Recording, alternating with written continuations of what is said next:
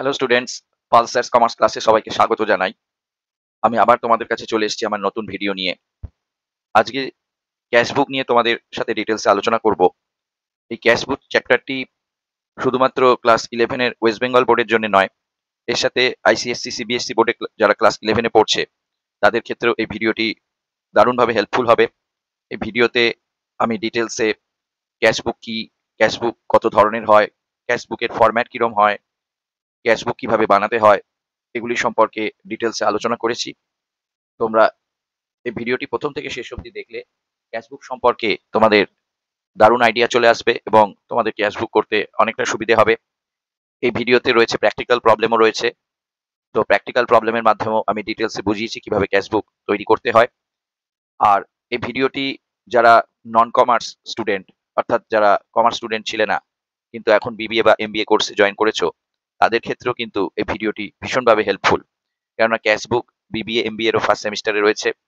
এছাড়াও ICSE, CBSE বোর্ডের স্টুডেন্টদের এবং ওয়েস্ট বেঙ্গল বোর্ডের স্টুডেন্টদের সবার পক্ষে এই ভিডিওটি দারুণভাবে হেল্পফুল হবে। তোমরা প্রথম থেকে শেষ অবধি ভিডিওটি দেখবে ডিটেলসে এবং আমার ভিডিওটিকে তোমরা তোমার বন্ধুদের কাছে শেয়ার করবে, কমেন্ট করবে, লাইক করবে এবং আমার চ্যানেলটিকে সাবস্ক্রাইব করে নেবে যাতে পরবর্তী ভিডিওগুলো আপলোড করলে তোমাদের কাছে সবার আগে নোটিফিকেশন চলে যায়। আজকের ভিডিওতে আমি ক্যাশবুকের পার্ট 1 নিয়ে আলোচনা করলাম। পরের ভিডিওতে ক্যাশবুকের পার্ট 2 বিষয় নিয়ে আলোচনা করব। ঠিক আছে, চলো শুরু করা যাক। প্রথমে আমরা জানবো যে হোয়াট ইজ ক্যাশবুক। ক্যাশবুক জিনিসটা কি? ক্যাশবুক কি বলছে আমি তোমাদের এমনিতে আগে বলে দিই যে আমরা বিজনেসে যে ট্রানজাকশনস গুলো করি, যে লেনদেনগুলো করি, সেগুলো কিছু লেনদেন হয় ক্যাশে, ক্যাশে বা চেকে, অর্থাৎ ক্যাশের মাধ্যমে বা ব্যাংকের মাধ্যমে। আর কিছু লেনদেন হয় ধারে। তো আমরা এই ক্যাশবুকে যেগুলো নগদ লেনদেন বা ক্যাশে ট্রানজাকশন, ক্যাশে বা ব্যাংকের ট্রানজাকশন, সেইগুলোকেই আমরা শুধুমাত্র রেকর্ড করি। কোনো ধারে ট্রানজাকশন বা ক্রেডিট লেনদেন কিন্তু আমরা ক্যাশবুকে রেকর্ড করি না। তো দেখো ক্যাশবুকে আমরা কি বলছি, কি জিনিসটা ক্যাশবুকটা? ক্যাশবুক একটা হিসাব বই।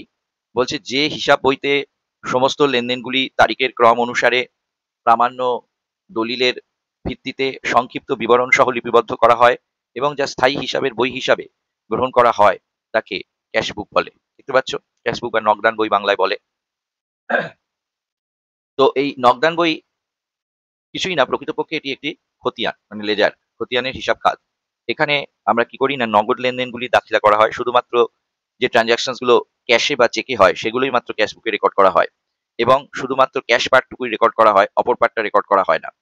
এবং এই লেনদেনগুলোতে যে ডিটেলস ন্যারেশন সেটাও লেখা হয়। যেমন আমরা জার্নাল করার সময় ন্যারেশন লিখতাম, সেরকম ন্যারেশনও কিন্তু ক্যাশবুকে অবশ্যই লিখতে হয় প্রত্যেকটা ট্রানজাকশনের সাথে সাথে।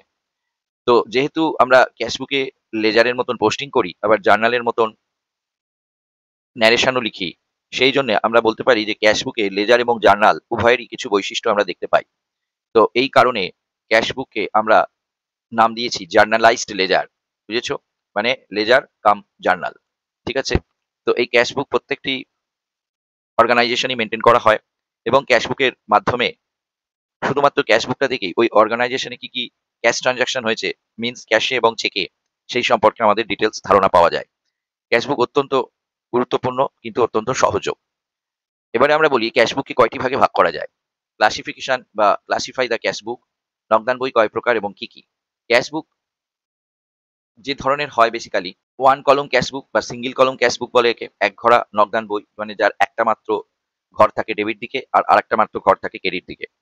আরেকটা হচ্ছে ডবল কলম ক্যাশবুক, যেটাকে বলে দুই ঘরা নগদান বই। এতে দুটো কলম থাকে, ক্যাশ এবং ব্যাংক দুটো ট্রানজাকশনই এতে রেকর্ড করা যায় একসাথে। আরেকটা হচ্ছে ট্রিপল কলম ক্যাশবুক বা তিন ঘরা নগদান বই। এতে তিনটে করে কলম থাকে, একটা ক্যাশ কলম, একটা ব্যাংক কলম আর একটা ডিসকাউন্ট অ্যালাউড এবং ডিসকাউন্ট রিসিভ কলম। তো ক্যাশ, ব্যাংক আর ডিসকাউন্ট যেহেতু তিনটে করে কলম এর ডেবিট দিকে এবং ক্রেডিট দিকে থাকে, তাই জন্য এটাকে ট্রিপল কলম ক্যাশবুক বা তিন ঘরা ক্যাশ বই বলে। এগুলো নিয়ে একটু ডিটেলস আমি পরে আলোচনা করেছি। আর রয়েছে খুচরো নগদান বই, যাকে বলে পেটি ক্যাশবুক, মানে ছোট ছোট খরচগুলো রেকর্ড করার জন্য আমরা আলাদা করে একটা ক্যাশবুক মেনটেন করি। বড় বড় প্রতিষ্ঠানে এই ধরনের ক্যাশবুক মেনটেন করা হয়। পেটি ক্যাশিয়ার অর্থাৎ খুচরো ক্যাশিয়ার, সে এই ক্যাশবুক মেনটেন করে। ঠিক আছে, এবারে আমরা দেখে নেব যে এক ঘরা নগদান বই বা সিঙ্গেল কলম ক্যাশবুক জিনিসটা কি। ঠিক আছে, বলছে যে নগদান বইয়ের ডেবিট এবং ক্রেডিট দিকে একটি করে ঘর থাকে, মানে এই ক্যাশবুকের ডেবিট দিকেও একটা ঘর থাকে, একটা কলম থাকে, এবং ক্রেডিট দিকেও একটাই করেই কলম থাকে। ডেবিটে একটা করে কলম, ডেবিটে একটা কলম, ক্রেডিটে একটা কলম। তো সেই নগদান বইকে আমরা এক ঘরা নগদান বই বা সিঙ্গেল কলম ক্যাশ বুক বলি। কিছুই না, জাস্ট একটা কলম মেইনটেইন হয় বলে এটাকে সিঙ্গেল কলম ক্যাশ বুক বলা হয়। তো এখানে শুধুমাত্র নগদ লেনদেনগুলি রেকর্ড করা হয়, কিন্তু এর মধ্যে একটা ব্যাপার আছে। নগদ লেনদেন মানে আমরা তো কিছু ট্রান্সাকশন ক্যাশেও করি, কিছু ট্রান্সাকশন ব্যাংকেও করি। তো এখানে হয়তো শুধুমাত্র ক্যাশ কলম মেইনটেইন করা হয় এবং অনলি ক্যাশ ট্রান্সাকশনস গুলো এখানে রেকর্ড করা হয়। ব্যাংক ট্রান্সাকশনস গুলো রেকর্ড করা হয় না। আবার কখনো, কখনো ব্যাংক ট্রান্সাকশনও রেকর্ড করা হতে পারে। তাহলে তখন শুধু ব্যাংকের সাথে আমাদের যে ট্রান্সাকশনস গুলো হয় সেগুলোই রেকর্ড হয়। তখন আবার হয়তো ক্যাশ যে ট্রান্সাকশনস গুলো হয় সেগুলো কিন্তু রেকর্ড করা যায় না। ঠিক আছে? তো নয় এখানে ক্যাশ ট্রান্সাকশনস গুলো রেকর্ড হয়, যেগুলো পেড ইন ক্যাশ বা রিসিভড ইন ক্যাশ সেগুলো সেই ট্রান্সাকশনস গুলো রেকর্ড করা হয়। আর নয়তোবা ব্যাংক ট্রান্সাকশনস মানে যেগুলো পেড থ্রু ব্যাংক, অর্থাৎ চেকের মাধ্যমে যখন আমরা কোনো পেমেন্ট করছি বা কোনো চেক রিসিভ করছি পার্টির থেকে, সেইটুকু যখন রেকর্ড করা হয় তখন সেটা শুধু ব্যাংক কলম মেইনটেইন করা হয়। তো এইভাবে আমরা শুধুমাত্র ক্যাশ কলম অথবা শুধুমাত্র ব্যাংক কলম মেইনটেইন করে যে ক্যাশ বুক রেকর্ড করি সেটাকে আমরা বলি সিঙ্গেল কলম ক্যাশ বুক। এরপরে রয়েছে ডাবল কলম ক্যাশ বুক। ডাবল কলম ক্যাশ বুকে আমরা দুটো করে কলম মেইনটেইন করি, ডেবিট দিকেও দুটো কলম থাকে এবং ক্রেডিট দিকেও দুটো কলম থাকে। তো এর জন্য বলছে দেখো, যে নগদান বইয়ের ডেবিটের দিকে এবং ক্রেডিটের দিকে দুটি করে ঘর থাকে, সেই নগদান বই বা ক্যাশ বুককে আমরা দুই ঘরা নগদান বই বলি। এই ধরনের ক্যাশ বুকে একটি ঘরে ক্যাশ ট্রানজাকশনস এবং অপর ঘরে ব্যাংক ট্রানজাকশনস গুলোকে একসাথেই লিপিবদ্ধ করা হয়। ঠিক আছে? একসাথেই এগুলোকে রেকর্ড করা যায় এবং এই নগদান বইয়ের মাধ্যমে হয়তো লেখাই আছে একই সাথে নগদ এবং ব্যাংক সংক্রান্ত লেনদেনগুলি একত্রে লিপিবদ্ধ করা সম্ভব হয়। এরপর রয়েছে টিপিল কলম ক্যাশ বুক। এই টিপিল কলম ক্যাশ বুকে আমরা যখন কোনো পার্টিকে ক্যাশ পেমেন্ট করি তখন আমরা অনেক সময় ডিসকাউন্ট রিসিভ করি। আবার যখন কোনো পার্টি থেকে আমরা পেমেন্ট রিসিভ করি তখন আমরা ডিসকাউন্ট অ্যালাউ করি। তো ডিসকাউন্ট অ্যালাউ আর ডিসকাউন্ট রিসিপ্টটাও একই সাথে যখন আমরা রেকর্ড করি, ক্যাশ, ব্যাংক এবং ডিসকাউন্ট, ডিসকাউন্ট অ্যালাউড একদিকে থাকে আর ডিসকাউন্ট রিসিপ্ট, ডিসকাউন্ট অ্যালাউডটা ডেবিট দিকে থাকে আর ডিসকাউন্ট রিসিপ্টটা ক্রেডিট দিকে থাকে। তো এইভাবে ক্যাশ, ব্যাংক এবং ডিসকাউন্ট এই ৩ টে কলম যখন আমরা একসাথে মেইনটেইন করি একটা ক্যাশ বুকে, তখন সেটাকে আমরা বলি ট্রিপল কলম ক্যাশ বুক। এই ট্রিপল কলম ক্যাশ বুকের সবচেয়ে সুবিধা হচ্ছে এটা ক্যাশ, ব্যাংক এবং ডিসকাউন্ট ৩ টেকেই একসাথে শো করে। সুতরাং পার্টি থেকে কত টাকা ক্যাশে বা চেকে পেয়েছি এবং তাকে কত টাকা ডিসকাউন্ট অ্যালাউ করেছি। আবার পার্টিকে যখন কোনো পেমেন্ট করেছি তখন কত টাকা ক্যাশে বা চেকে পেমেন্ট করেছি এবং সেই সঙ্গে কত টাকা ডিসকাউন্ট রিসিভ করেছি সেটা অ্যাট এ গ্ল্যান্স এই ক্যাশ বুকের মাধ্যমে আমরা জানতে পারি। এই ক্যাশ বুক খুবই হেল্পফুল এবং বেশিরভাগ কোম্পানিগুলোতে এই ধরনের ট্রিপল কলম ক্যাশ বুকই মেইনটেইন করা হয়। এইবারে আজকে আমরা একটা সিঙ্গেল কলম ক্যাশ বুক নিয়ে আলোচনা করব, যেহেতু এটা ক্যাশ বুকের চ্যাপ্টারের ফার্স্ট পার্ট, তাই আমি চেষ্টা করেছি ইন ডিটেলস ক্যাশ বুক ব্যাপারটাকে কিভাবে আমরা রেকর্ড করি আমাদের হিসেবের বইতে সেই বিষয়ে আলোচনা করতে। প্রথম কথা হচ্ছে এখানে আমরা কিছু ট্রানজাকশনস নিয়েছি, এই ট্রানজাকশনস গুলো থেকে আমরা একটা ক্যাশ বুক প্রিপেয়ার করব। ওপরে লেখা আছে দেখো, from the following informations of Paul traders prepare a single column cash book for the month of January 2020. January 2020 first January থেকে 31st জানুয়ারি অবধি আমাদের কিছু ট্রানজাকশনস দেওয়া আছে, যেখান থেকে আমাদের একটা ক্যাশ বুক মেনটেন করতে বলা হচ্ছে। তো ক্যাশ বুক করার আগে সবার আগে এই জিনিসগুলো তোমরা খেয়াল রাখবে। প্রথমে লিখবে in the books of Paul traders, যার বইতে আমরা হিসাব মেনটেন করছি তার বইয়ের নামটা, সেই বিজনেসের নেমটা আমাদের সবার আগে ওপরে লিখতে হবে। তারপরে লিখবে ক্যাশ বুক, কি ক্যাশ বুক বানাচ্ছ, সিঙ্গেল না ডবল না ট্রিপল সেটা ব্যাকেটে লিখে দেবে। তারপরে আমরা এরকম একটা চার্ট বানাবো। এই চার্টের প্রথমে থাকবে ডেট, তারপরে থাকবে তোমরা দেখতে পাচ্ছ ডেট রয়েছে, তারপরে থাকবে পার্টিকুলার্স, তারপরে থাকবে একটা ভাউচার নাম্বার আর একটা থাকবে লেজার ফোলিও। এই দুটো খুব সরু সরু টানা হয়েছে, কেননা ভাউচার নাম্বার লেজার ফোলিও সাধারণত ফাঁকাই থাকে, কিন্তু অ্যামাউন্ট রুপিস তারপরে একটা কলম আছে। তবে একটা কথা বলি, এই ভাউচার নাম্বার লেজার ফোলিও আমরা যখন প্র্যাকটিক্যালি কোনো অর্গানাইজেশনে গিয়ে কাজ করব তখন এটার গুরুত্ব যথেষ্ট বেশি। কেননা ভাউচার নাম্বার মানে হচ্ছে আমরা যখন কোনো টাকা রিসিভ করি বা কোনো টাকা পেমেন্ট করি তখন আমাদের একটা ভাউচার বা প্রামাণ্য দলিল বানাতে হয়। সেই ভাউচারের এগেনস্টে আমরা যখন কাউকে পেমেন্ট করি তখন সেই ভাউচার তাকে দিয়ে সই করিয়ে নিই। আবার যখন আমরা কোনো টাকা রিসিভ করি তখন তার থেকে একটা ভাউচার পেয়ে যাই এবং সেটাও কিন্তু আমরা আমাদের হিসাবে রেকর্ড করে রাখি এবং ভাউচারটিকে যত্ন করে ফাইলে রেখে দিই। পরবর্তীকালে অডিটর যদি জিজ্ঞেস করে যে এই ট্রানজাকশনসের পেছনে আপনার কি প্রমাণ রয়েছে, কি ডকুমেন্টস রয়েছে, তখন কিন্তু আমাদের ওই ভাউচারগুলো শো করতে হয়। তো প্রত্যেকটা ভাউচারের ওপরে একটা করে বিল নাম্বার বা রিসিপ্ট নাম্বার থাকে। তো সেই নাম্বারগুলো আমাদের এখানে রেকর্ড করে রাখতে হয় প্রত্যেকটা ট্রানজাকশনের পাশে, যার ফলে এইটা কত নম্বর ভাউচার এবং কবে এই ট্রানজাকশনটা হয়েছে সেটা দেখে আমরা খুব তাড়াতাড়ি ফাইল থেকে ভাউচারটা বার করে ফেলতে পারি। আর লেজার ফোলিও তোমরা জানো এখান থেকে আমরা আরেকটা পোস্টিং করি আরেকটা লেজারে। তো সেই লেজারের যে পেজ নাম্বার সেটাকে লেজার ফোলিও বলে। প্র্যাকটিক্যালি যখন আমরা কোনো ফার্মে কাজ করব তখন কিন্তু এই লেজার ফোলিওটাও মেনটেন করতে হয়। কিন্তু যখন আমরা কাল্পনিকভাবে কিছু ট্রানজাকশনস নিয়ে রেকর্ড করি তখন সাধারণত আমাদের এই ভাউচার নাম্বার আর লেজার ফোলিওর ঘরটা ফাঁকাই থাকে। ঠিক আছে, বোঝা গেছে? তো এই ক্যাশ বুকের দুটো part, date particular, voucher number, ledger folio আর অ্যামাউন্ট রুপিস, এইটুকু নিয়ে হচ্ছে ডেবিট পার্ট। ঠিক আছে, date particular, voucher number, ledger folio, amount rupees. অপরদিকেও আবার দেখতে পাচ্ছ রয়েছে date particulars, voucher number, ledger folio, amount rupees. এই ডেটের ডান দিকের ডেট থেকে অ্যামাউন্ট রুপিস পর্যন্ত এই পার্টটা হচ্ছে কিন্তু ক্রেডিট পার্ট। ঠিক আছে, তো এইভাবে আমরা একটা ক্যাশ বুক আগে খুলে নেব। ঠিক আছে, এইবারে আমরা পরপর ট্রানজাকশনস গুলো রেকর্ড করতে থাকবো। আর একটা কথা বলি, এই ক্যাশ বুক করতে গেলে কিন্তু তোমাদের একটু জার্নালের কনসেপ্ট থাকাটা দরকার। জার্নাল এবং লেজারের কনসেপ্ট যদি না থাকা যায় তাহলে কিন্তু ক্যাশ বুক করতে অনেকেরই অসুবিধে হতে পারে। তো ক্যাশ বুক করার আগে আমার যে ভিডিওগুলোতে জার্নাল এবং লেজার শিখিয়েছি সেই ভিডিওগুলো আমি আমার এই ভিডিওর ডেসক্রিপশন বক্সে আপলোড করে দেবো, লিংক দিয়ে দেবো। তোমরা আমার আগের ওই ভিডিওগুলো থেকে জার্নাল এবং লেজারটা অবশ্যই দেখে নেবে, তাহলে তোমাদের এই ক্যাশ বুকটা বুঝতে খুব সুবিধা হবে। আদারওয়াইজ তোমাদের একটু সমস্যা হতে পারে। তবে যারা জার্নাল লেজার একদম শেখনি তাদের জন্য আমি একটা টেকনিক বলে দেবো। তার ফলে জার্নাল লেজার না জানলেও মোটামুটি ভাবে তোমরা ক্যাশ বুক সেখানে তৈরি করতে পারবে সেই টেকনিক অ্যাপ্লাই করে। কিন্তু কয়েকটি ক্রিটিক্যাল ট্রানজাকশনস যদি চলে আসে তখন কিন্তু একটু করতে অসুবিধা হবে, সেক্ষেত্রে জার্নাল লেজারটা একটু জানা প্রয়োজন। যাই হোক, আমি দুটো টেকনিকেই বলবো। প্রথমে দেখো 2020 সালের আমার প্রথম ট্রানজাকশনে দেখাচ্ছে 2020 সালের জানুয়ারি মাসের 1 তারিখে ক্যাশ ইন হ্যান্ড বলে 20,000 টাকা পড়ে আছে। তার মানে এটা আগের বছর থেকেই এই 20,000 টাকা আমার হাতে ছিল। এটা আমরা ক্যাশ বুকে কি করে রেকর্ড করব দেখো। এটা আমরা ক্যাশ বুকে প্রথমে লিখবো টু ব্যালেন্স বিডি করে আমরা এটা ক্যাশ বুকে রেকর্ড করব। তোমরা দেখো এইভাবে ডেট দিতে হবে 2020 জানুয়ারি 1 তারিখ। দেখতে পাচ্ছ 2020 জানুয়ারি মাসের 1 তারিখ। এদিকেও আমরা ডেটটা দিয়ে দেবো, ক্রেডিট দিকেও ডেট দিয়ে দেবো 2020 জানুয়ারি মাসের 1 তারিখ। ঠিক আছে, এবারে আমরা দেখতে পাচ্ছি যে আগে থেকেই জানুয়ারি মাসের 1 তারিখে 20,000 টাকা ব্যালেন্স ছিল। এটা আমরা ডেবিট দিকে লিখবো টু ব্যালেন্স বিডি করে 20,000। ঠিক আছে, যেহেতু ক্যাশ বুক ক্যাশ অ্যাকাউন্ট হচ্ছে একটা ডেবিট অ্যাসেট আর কি, যার মানে ডেবিট ব্যালেন্স, অ্যাসেট হলে ডেবিট ব্যালেন্স হয়। সেই জন্য ক্যাশ বুকের যে ওপেনিং ব্যালেন্সটা সেটা আমরা ডেবিট দিকেই লিখবো। তাই টু ব্যালেন্স বিডি করে আমরা 20,000 প্রথমে ডেবিট দিকে লিখলাম। এরপরে আমাদের একটা ট্রানজাকশনস আছে, দেখো সম্ভবত 3 তারিখে একটা ট্রানজাকশনস আছে যে 2020 সালে আমরা কি করেছি, 3 তারিখে borrowed from a friend S Kumar. S Kumar নামে একজন ফ্রেন্ডের থেকে আমরা 30,000 টাকা ধার করেছি। তো এর জন্য আমরা এন্ট্রি করব, মানে আমাদের এই যে ধার করলাম এস কুমারের থেকে, এর জন্য ক্যাশ বুক করতে গেলে আমাদের আগে জার্নাল এন্ট্রিটা বলে নিলে সুবিধা হয় মুখে। আমরা যদি এস কুমারের থেকে টাকা ধার নিই তাহলে আমাদের জার্নাল এন্ট্রি হচ্ছে cash account debit to S Kumar account. ঠিক কি না? Cash account debit to loan from S Kumar account, এটা আমাদের জার্নাল এন্ট্রি হবে। আমরা জাস্ট ক্যাশ অ্যাকাউন্টের পোস্টিংটা এখানে তুলে নেবো। দেখো আমরা এই যে জার্নালটা বললাম cash account debit to loan from S Kumar account, তো এক্ষেত্রে আমরা দেখতে পাচ্ছি আমরা যদি এই জার্নালটাকে লেজারে পোস্টিং করি cash account debit to S Kumar, তাহলে আমি কি করব, ক্যাশের ডেবিট দিকে পোস্টিং করব to loan from S Kumar বলে। তো দেখো আমরা লিখেছি ক্যাশের ডেবিট দিকে 3 তারিখ দিয়ে to loan from S Kumar account. দেখতে পাচ্ছ to loan from S Kumar account বলে আমরা 3,000 টাকা কিন্তু ক্যাশের ডেবিট দিকে লিখেছি।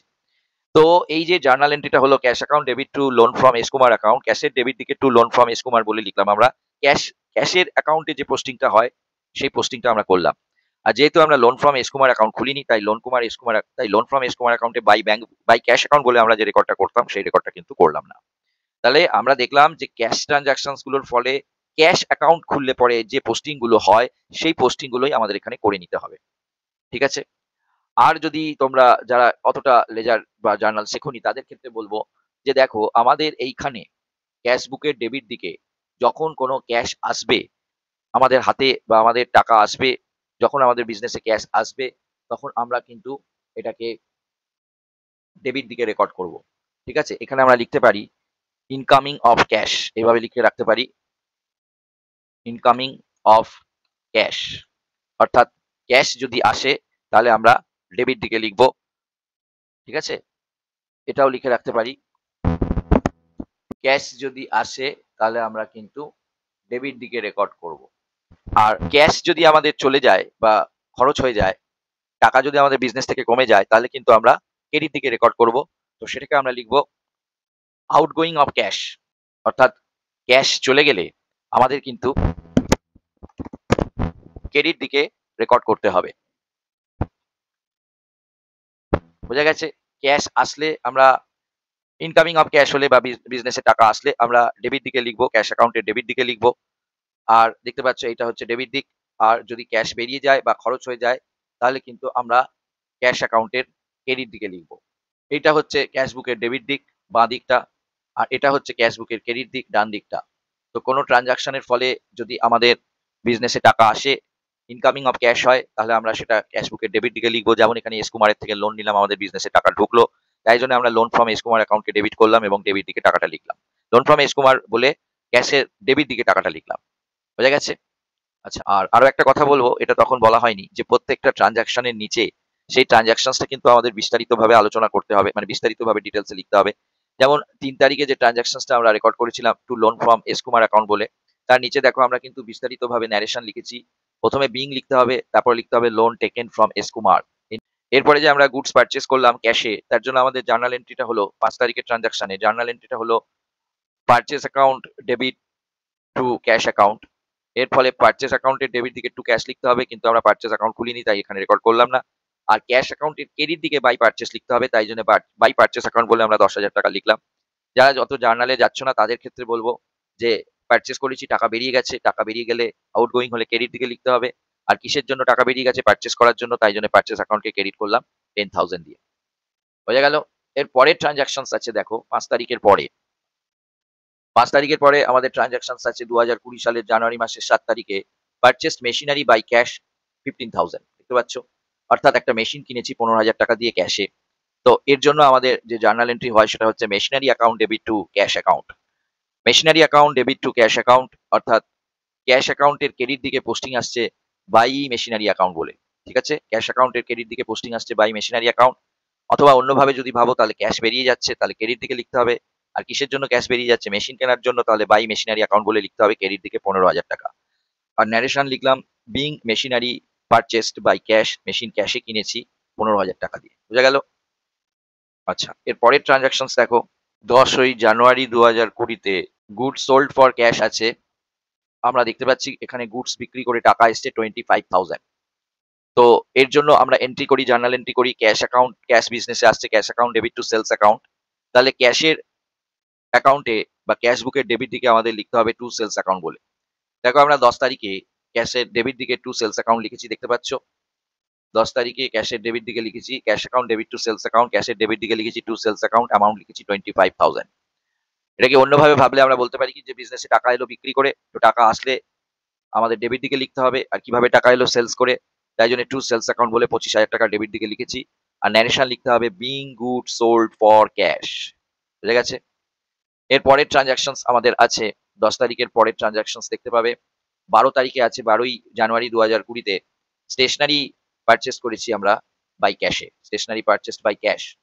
তো এর জন্য জার্নাল এন্ট্রি হয় stationery account debit to cash account.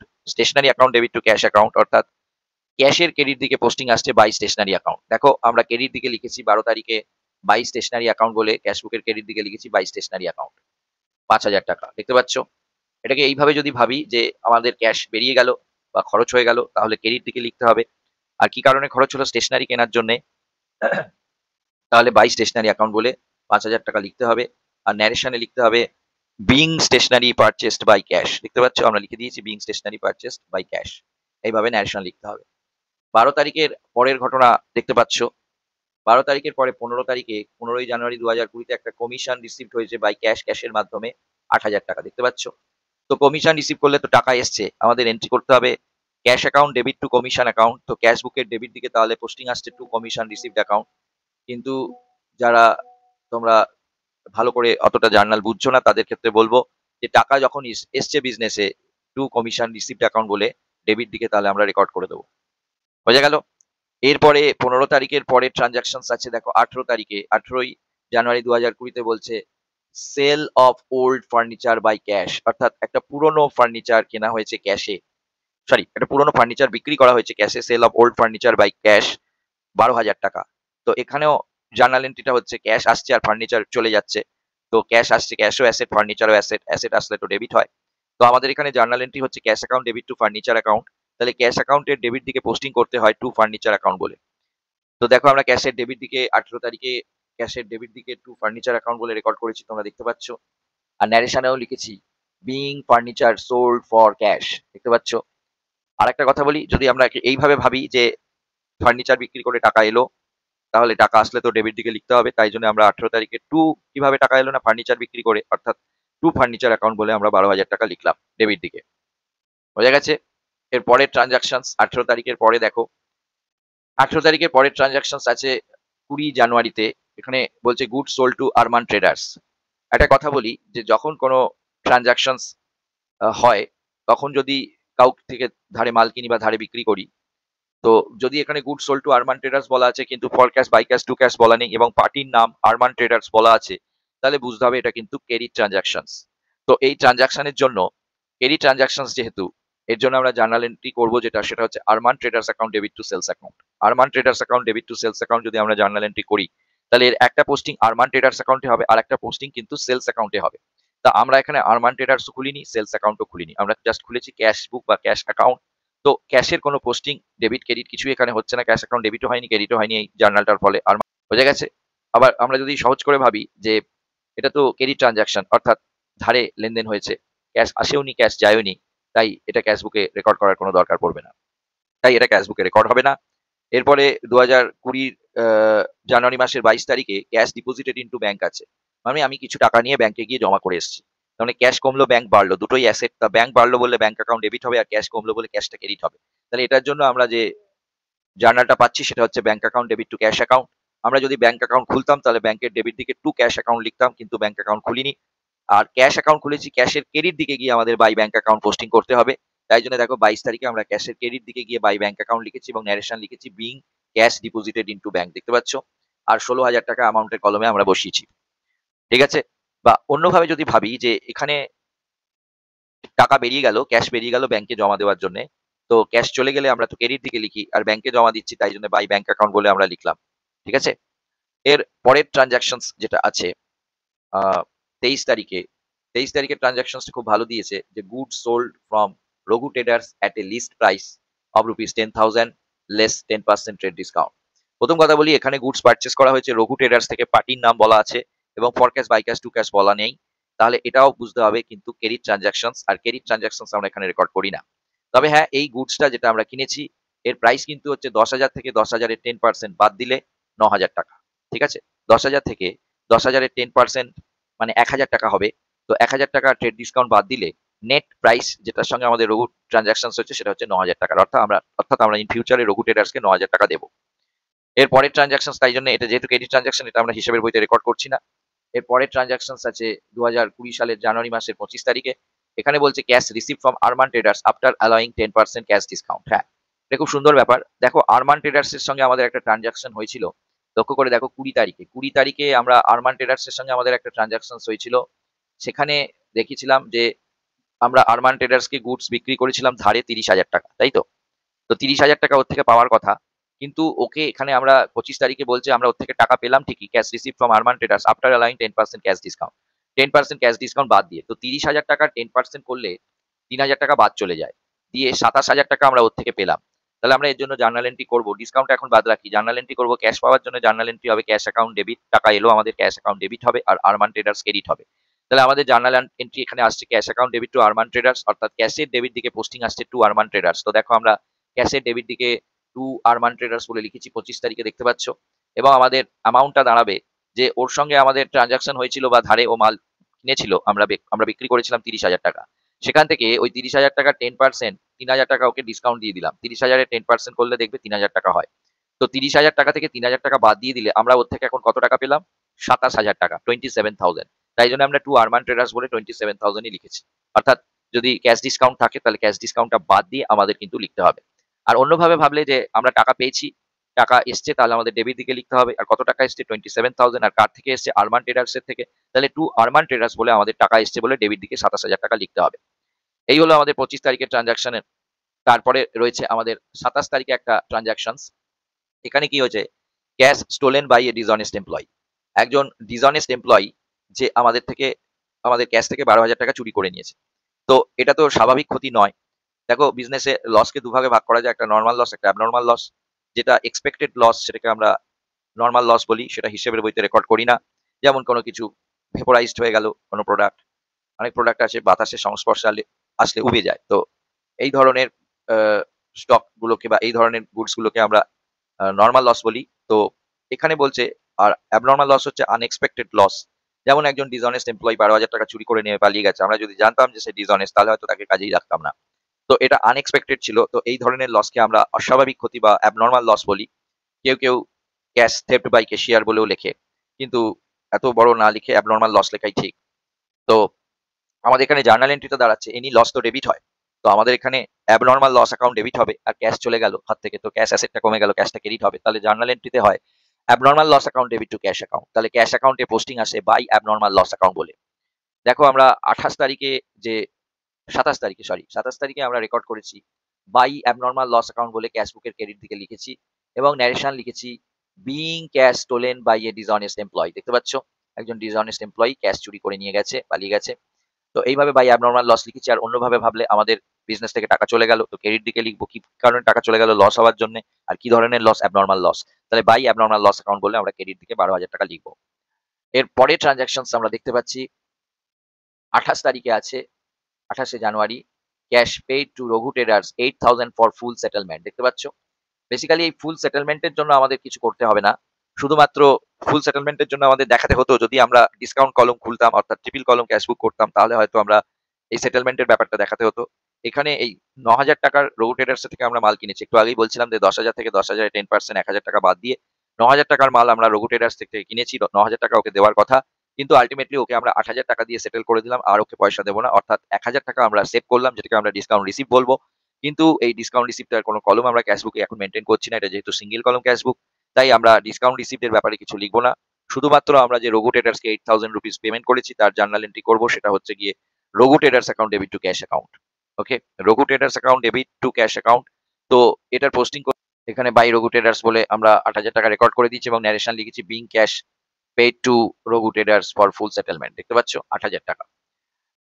এরপরে আরেকটা ট্রানজাকশনস আছে যেখানে আমরা লিখেছি যে ৩০ তারিখে লাস্ট ট্রানজাকশন ৩০শে জানুয়ারি cash withdrawn from bank for official use 6,000 অর্থাৎ ৳৬,০০০ আমরা কি করেছি ব্যাংক থেকে তুলে এনেছি ক্যাশ বক্সে এনে রেখেছি অফিসের কোনো টাকা মেটানোর জন্য। Cash withdrawn from bank for official use 6,000। তো এখানে আমাদের জার্নাল এন্ট্রিটা হচ্ছে দেখো ক্যাশ তুলে নিয়েছি ব্যাংক থেকে অর্থাৎ ক্যাশ এসছে আর ব্যাংকটা চলে গেছে দুটোই অ্যাসেট। ক্যাশ এসছে বা বেড়েছে তাই ক্যাশ অ্যাকাউন্টকে ডেবিট করব আর ব্যাংক চলে গেছে বা কমেছে তাই ব্যাংকে ক্রেডিট করব। তাহলে এক্ষেত্রে জার্নাল এন্ট্রিটা হচ্ছে আমাদের cash account debit to bank account. তাহলে ক্যাশের পোস্টিং আসছে ক্যাশের ডেবিট দিকে টু ব্যাংক অ্যাকাউন্ট বলে লিখতে হবে। তো দেখো আমরা ক্যাশের ডেবিট দিকে ৩০ তারিখে টু ব্যাংক অ্যাকাউন্ট বলে লিখেছি এবং তার সাথে ন্যারেশনও লিখেছি being cash withdrawn from bank for office use. দেখতে পাচ্ছ being cash withdrawn from bank for office use 6,000। তো এইভাবে আমাদের ট্রানজাকশনস গুলো রেকর্ড করতে হবে। এটাকে যদি আমরা অন্যভাবে ভাবি তাহলে বিজনেসে ক্যাশ ঢুকলো তো ডেবিট দিকে লিখতে হবে আর কিভাবে ঢুকলো না ব্যাংক থেকে টাকা তুলে তাই জন্য টু ব্যাংক অ্যাকাউন্ট বলে আমাদের লিখতে হবে। এইগুলো সব ট্রানজাকশনস রেকর্ড হয়ে যাওয়ার পর এবার আমাদের ব্যালেন্স টানতে হবে ক্যাশ বুকের। সিম্পল যেমন আমরা অ্যাকাউন্টের ব্যালেন্স টেনেছিলাম যখন আমরা লেজার পোস্টিং করেছিলাম সেভাবেই টানতে হবে। প্রথমে আমরা দেখব যে ক্যাশ বুকের সবসময় ডেবিট দিকটাই বেশি হয় অন্তত ক্যাশ কলমের। তো ক্যাশ কলম যেহেতু এটা তো এই ডেবিট দিকটা আগে আমরা যোগ করলাম। দেখো ডেবিট দিকে যে ফিগার গুলো আছে সিম্পল যোগ করছি। একটা আছে 20,000 দেখতে পাচ্ছ।